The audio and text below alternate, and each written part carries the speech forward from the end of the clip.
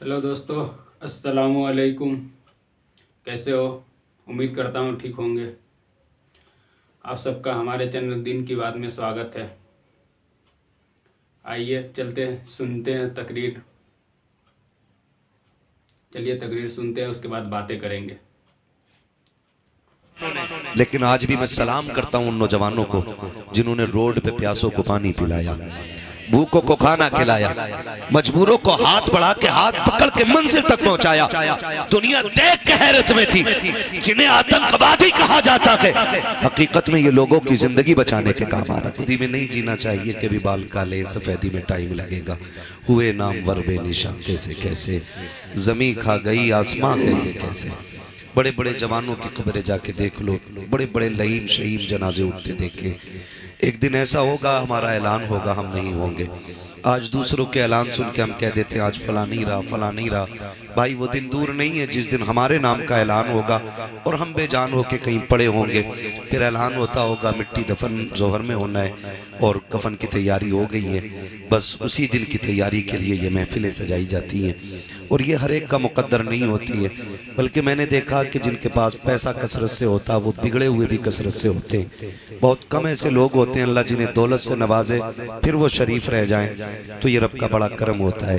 रह गई निकाह के मौके पे हुजूर की महफिल की बात, तो कई बार लोग इस तरह की बात करते हैं कि भाई ये महफिलें तो खाली मैयतों में होती थी, 40वें में होती थी, अब शादी में भी ये महफिलें होने लग गई। तो हम चूंकि हुजूर के गुलाम हैं और हम लोगों का एक ही जवाब है, हम जमाने को सिर्फ यही बताना चाहते हैं कि मरने की तरफ देख न जीने की तरफ देख, जब चोट लगे दिल को मदीने की तरफ देख। नहीं भाई थोड़ा सा आप जरा मेरा कम वक्त लेंगे। हाँ आप भी सुन ले तो बेहतर होगा। तवज्जो है ना। तो हम लोगों का एक उसूल है कि हम तो जीते भी हुजूर के लिए हैं और मरते भी हुजूर के लिए हैं। जिनका ये नजरिया वही बोले या रसूल अल्लाह।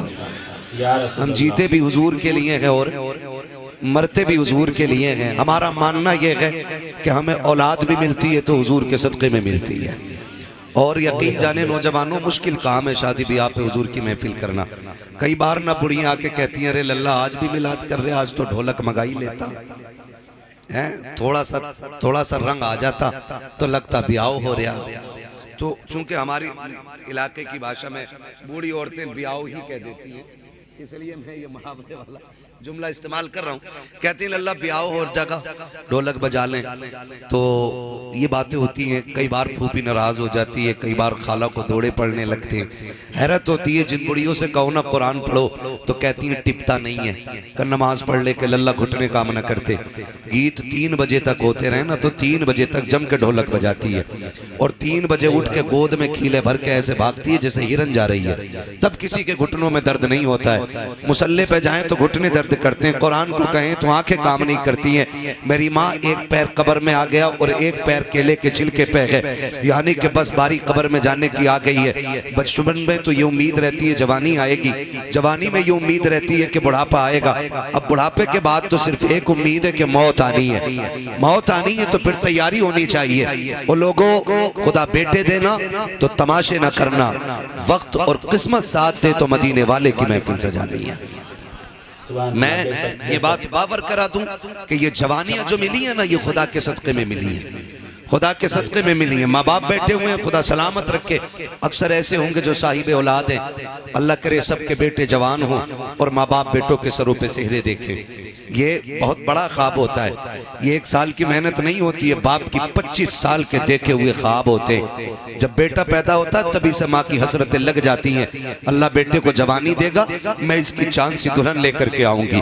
जब ये जवान होगा मैं इसके लिए चांद का टुकड़ा लेकर के आऊंगी। ये ख्वाब माँ का बचपन से होता है।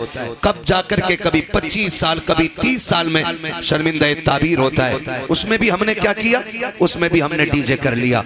कपधान का बेटा हूँ, ऊंच नीचे नहीं होने दूंगा, फलां शहर का करके आया हूं, दीवारें हिला दूंगा। मेरे लाल दीवारें आज नहीं हिलेंगी, दीवारें उस दिन हिल जाएंगी जिस दिन सफेद कफन पहन के कब्रिस्तान जाना पड़ेगा। उस दिन दीवारें हिलेंगी। आज क्या हिला लोगे? बड़े बड़े हमने देखे जिनके लाठियों से धुएं निकलते थे, आज वो लाठी का सहारा लेके चल रहे हैं और उससे भी गिर जाया करते हैं। खुदा तौफीक दे तो अल्लाह रसूल को राजी करे। बड़ी मुश्किल बात होती है, शादी ब्याह के मौके पे जलसे कर लेना। मैं तो मुबारकबाद पेश करता हूँ तमाम ही अहले खाना को, अजीम भाई और इनके तमाम अहबाब को कि जिन्होंने हुजूर की महफिल का एहतमाम किया है। वो लोगों, बेटे भी हुजूर के सदक़े हैं, बेटियां भी हुजूर का सदका है, जवानियां भी हुजूर का सदका है, जिंदगानियां भी हुजूर का सदका है।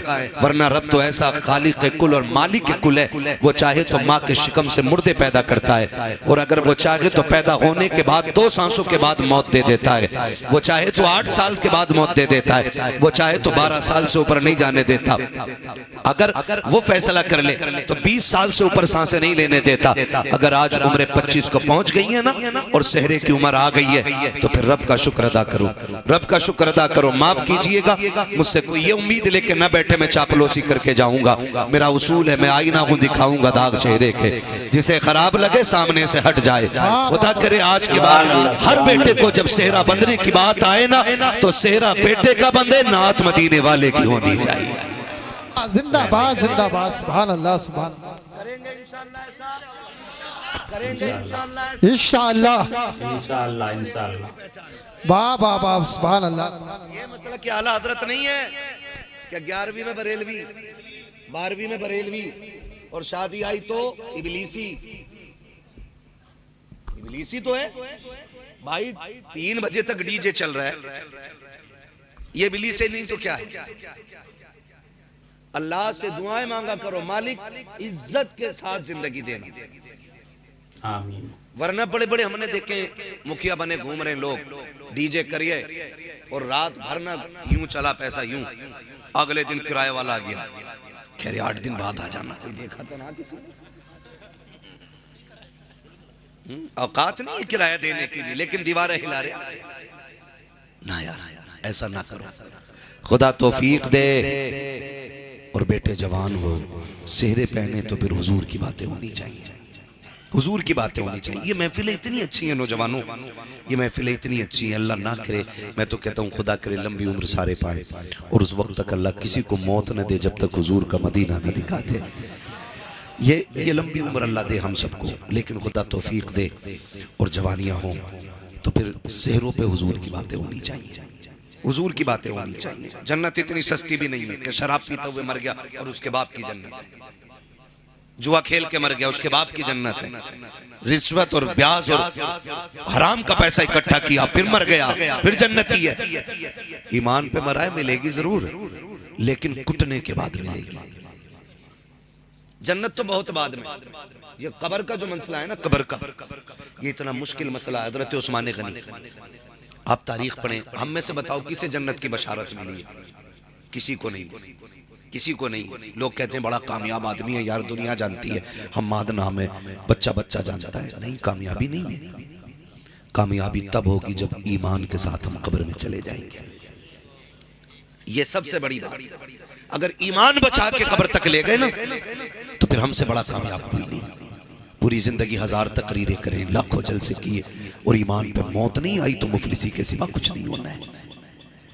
ये मुफलिसी के सिवा कुछ नहीं होना, ये बेबसी की मौत होगी। इसलिए खुदारा जिंदगी ऐसी कर लें ताकि दुनिया को पता चल जाए वाकई ये हुजूर से प्यार करने वाली कौम है। ये मैयत पे भी नबी नबी करती है और शादी में भी नबी नबी करती है। ये मिजाज बन जाना चाहिए। करेंगे कितने नौजवान कोशिश करेंगे इंशाल्लाह? हाथ देखो तो सही, कितनों के उठे कितने के नहीं उठे। जिनके नहीं उठेगा ऐलान कर दो, अगर तू डीजे बजाएगा तो तेरी बारात से हमें लेना देना नहीं। ये जरूरी नहीं है भाई हम आए तभी जलसे हों, है ना। मौलाना फरमान साहब को बुलाइए, हजरत को बुलाइए, इन तमाम उलमा को, किसी को भी बुला के हुजूर की बातें कराइए, लेकिन महफिल हुजूर की होनी चाहिए। क्या कहते हो अजीम भाई? ऐसे ही होगा ना इंशाल्लाह। जितने लोग हमारे ताल्लुकात में आते हैं उन्हें हुजूर से जोड़ेंगे, क्योंकि हमारा नबी कमजोर नहीं है, हमारा नबी इतनी ताकत वाला है। बरेली का इमाम कहता कौन देता है देने को मुंह चाहिए, देने वाला है सच्चा हमारा नबी। मैं जानता हूं मेरी आवाज आजम भाई की तरह खूबसूरत नहीं है, है। ये नेमतें अल्लाह सबको नहीं बख्शता है। बहुत खूबसूरत आवाज है, लेकिन बिना अंदाज के हमारे भी शेर ही होते हैं, है ना? बिना लहजे के हमारे भी शेर ही होते हैं। आला हज़रत फरमाते हैं, कौन देता है देने को, कौन देता है देने को, देने वाला है सच्चा। क्या यहाँ पे कुछ देवबंदी भी आएंगे? आला हज़रत का शेर तो मेरे ख्याल से सारे सुन्नियों को याद होता है, और इसीलिए मशहूर शेर पढ़ा मैंने। अक्सर कहीं भी जलसे में जाओ तो ये शेर याद ही होता है। अब मैं देखूं कितनों को याद है। कौन देता है देने को, देने वाला है सच्चा, देने वाला है सच्चा। हमारा नबी इतना ताकतवर नबी है हमारा। सुभान अल्लाह। उनकी महफिल होनी चाहिए, उनकी बात होनी चाहिए, ताकि उनका जिक्र करें। फरमाया गया जहां हुजूर के नाम की महफिल सजती है, जितने लोग आ जाते हैं अल्लाह सबकी मगफिरत फरमा दिया करता है। मगफिरत तो सबकी हो जाती है वहां, फरमान साहब, मगफिरत सबकी हो जाती है, लेकिन मसला यह है उस मगफिरत को बचा के कितने लोग रखते हैं। असल ये नहीं है कि रात जन्नती हो गए कुछ नहीं करना है, ये नहीं है मसला। ये जलसा किया फिर रब को नाराज कर दिया तो मगफिरत किधर रही? फिर नई तैयारी, फिर नई तैयारी। दीन जो है ना, हमारी नमाजें देख के नहीं फैलता, हमारे सजदे देख के नहीं फैलता, हमारी ज़कात देख के लोग ईमान नहीं लाते, हमारा अखलाक देख के लोग ईमान लेके आते हैं। इसलिए कि सजदे जो हमने किए वो हमने किए, ज़कात जो हमने दी वो रात में या दिन में दी, किसी ने नहीं देखी। लेकिन जब हम रोड पे चलते हैं ना तो हमारा अखलाक जमाने को दिखता है, अखलाक जमाने को दिखता है। तुमने कोरोना में देखा होगा, कोरोना का पूरा ठेका मुसलमानों को दिया जा रहा था। ये साबित करने की कोशिश की जा रही थी कि कोरोना फैलाया ही मुसलमानों ने। लेकिन आज भी मैं सलाम करता हूं उन नौजवानों को जिन्होंने रोड पे प्यासों को पानी पिलाया, भूखों को खाना खिलाया, मजबूरों को हाथ बढ़ा के हाथ पकड़ के मंजिल तक पहुंचाया। दुनिया देख के हैरत में थी। जिन्हें आतंकवादी कहा जाता है, हकीकत में ये लोगों की जिंदगी बचाने के काम आ रहे थे। तो ये अखलाक हमारे होते जो दुनिया देख करके ना फिर कहती है हुजूर के गुलाम ऐसे, तो फिर मदीने वाला इमाम कैसा हो। हमारे अखलाक बेहतर होने चाहिए, अखलाक बेहतर होने चाहिए। हमारा इस्लाम किसी एंगल से कमजोर हमें फख्र है कि हम मुसलमान, सलामत रहे हम मुसलमान। अब लगाना कि आप जलसे करते हैं, हाँ यही बेदारी रहनी चाहिए। हमें फख्र है कि हम मुसलमान है। सारे बोल दें तो अच्छा लगेगा, वरना ना बोलेंगे तो कोई खर्चा नहीं लगेगा। जी जी जी। मैं 4 बंदों को देख के तकरीर कर लेता हूँ। मेरा मिजाज है 4 हों हुजूर के वफादार हों। खाली भीड़ भाड़ से मतलब कोई नहीं रहता है ना। जंग में कागजी अफराद से क्या होता है, हिम्मतें लड़ती हैं तादाद से क्या होता है। 4 सामने वाले अच्छे हो, डिस्प्ले अच्छी हो ना, पूरी बिल्डिंग अच्छी लगती है ना। एलिवेशन ही अगर खराब हो ना तो फिर अंदर कुछ भी लगा लो, फिर मसला बनता नहीं। तो कम से कम जो फ्रंट है ये अच्छा रहना चाहिए। रब का शुक्र है कि हम मुसलमान, और हमें इस बात पे फख्र है कि हम हुजूर के गुलामों में पैदा किए गए।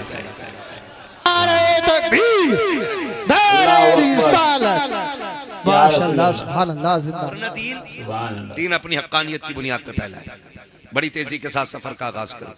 दीन अपनी हक्कानियत की बुनियाद पे फैला है, ठीक है। हुजूर आए, 40 साल मेरे नबी ने अपना किरदार पेश किया। कितने साल? 40 साल किरदार पेश किया। 40 साल के बाद हुक्म होता महबूब अब ऐलान नबूवत करो। कुछ लोग ये कहते हैं कि नबी 40 साल के बाद नबी बने। पोस्टमार्टम यहीं कर ले धीरे से। हुजूर फरमाते हैं कुन्तु नबिय्यम व आदम बैनल माइ वत्तीन, मैं तो तब भी नबी था जब आदम का पुतला तैयार किया जा रहा था। तो 40 साल का मसला ही खत्म हो गया। दूसरी दलील यूं सुन ले, हुजूर दुनिया में आए, रब्बे हबली उम्मती की सदाएं थी। गोया नबी जानते थे मैं नबी हूं और मेरी एक उम्मत है, तभी तो मांग रहे थे ना। अगर उनको पता ही नहीं होता कि मैं नबी हूं तो फिर उम्मत मांगते क्यों? ये कहते हैं जी वो नबी नहीं थे लेकिन उन्हें पता था मैं नबी बनूंगा। तो मैं कहता हूं इससे एक मसला और हल हो गया। तुम कहते हो नबी को इल्म गैब नहीं था, मैं कहता हूं वो पैदा होते ही ये जानता था नबुव्वत का ऐलान मुझे ही करना है। ये भी मसला हल हो जाता है। तवज्जो है ना, 40 साल तक हुजूर ने ऐलान नबुव्वत नहीं किया। क्यों?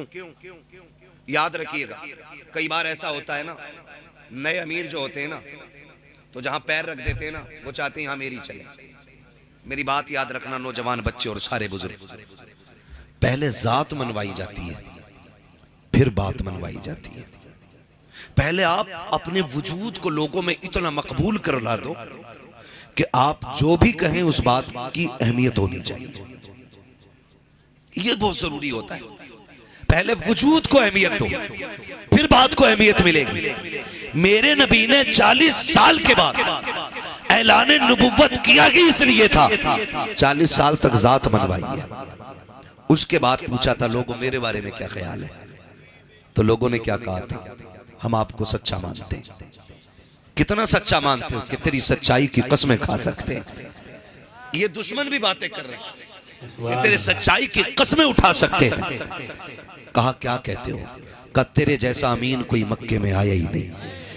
कि बड़े बड़े, ये कौन कह रहा? अबू जहल जैसे लोग बातें कर रहे हैं, अबू लहब जैसे लोग कह रहे हैं आप जैसा सादिकुल वादुल अमीन नहीं आया है, कभी अमानत में खयानत नहीं की है, जब भी बोला है सच बोला है, तुम जो कहोगे सच कहोगे। आका करीम फरमाते हैं अगर मैं ये कह दूं कि इस पहाड़ के पीछे एक लश्कर छुपा हुआ है जो आके तुम्हें तबाह बर्बाद कर देगा, क्या कहोगे? कहा हम यकीन कर लेंगे, हम तेरी एक बात को मानते हैं। जब उन्होंने मुस्तफा की सदाकत की तस्दीक की, तब मेरे नबी ने कहा था कुलू ला इलाहा इल्लल्लाह, मैं लगा हूं, अब तुम ये कहो अल्लाह के सिवा कोई माबूद नहीं है, मैं अल्लाह का रसूल बनकर के तशरीफ लाया हूं। जैसे ये जुमले नबुव्वत की जबान से निकले थे, अब हर धर्मी गालिब आ गई थी। कोई कह रहा था हम क्यों माने, हमारे खुदाओं के खिलाफ बात है, सारे लौट के जा रहे थे, सबने चेहरे फेरे, नबुव्वत की आंखें तर हो गई। एक 10 साल का बच्चा खड़ा मुस्तफा का चेहरा देख रहा था, उसने आगे बढ़ के नबुव्वत का हाथ थामा और कहा था दिल छोटा ना कर, ये माने या ना माने, अली कह रहा है जो तूने कहा है वो सच कहा। 10 साल के बच्चे ने सबसे पहली गवाही दी। हजरत अली ने कहा ना मानते ना माने, मैं कह रहा हूं ना, दिल थोड़ा क्यों करते हो, मैं तो मान गया। तवज्जो है ना, कहते मैं तो मान गया। हजरत अली 10 साल की उम्र में फिर दीन बढ़ा, तेजी से लोग दीन में दाखिल हुए, ठीक है ना, लेकिन मुशक्कतें उठानी पड़ी है, मशक्कतें उठाई हैं, तकलीफें उठाई हैं। मेरे अजीज आज सब कुछ है हमारे पास, सब कुछ है, चलने के लिए अच्छी गाड़ी भी है, रहने के लिए अल्लाह ने अच्छा मकान भी दिया है, हाँ ना, ये सारी चीजें। और कैसी लगी तकरीर दोस्तों? उम्मीद करता हूँ अच्छी लगी होगी। जब इमाम साहब तकरीर कर रहे थे, बयान कर रहे थे, हुजूर की बातें और अल्लाह की बातें बता रहे थे, तो ऐसा लग रहा था कि सुनते ही रहें। इतना अच्छा लग रहा था सुनने में, अच्छी अच्छी बातें बता रहे थे। उस बात पे हम लोग को चाहिए कि अमल करें, और सबसे पहले हमें और साथ का साथ आपको भी अल्लाह इस पे अमल करने की तौफीक दे। दोस्तों नेक्स्ट वीडियो में मिलेंगे, जब तक के लिए धन्यवाद। हमारे चैनल को सब्सक्राइब करें और लाइक शेयर करें और कमेंट करना ना भूलें। धन्यवाद।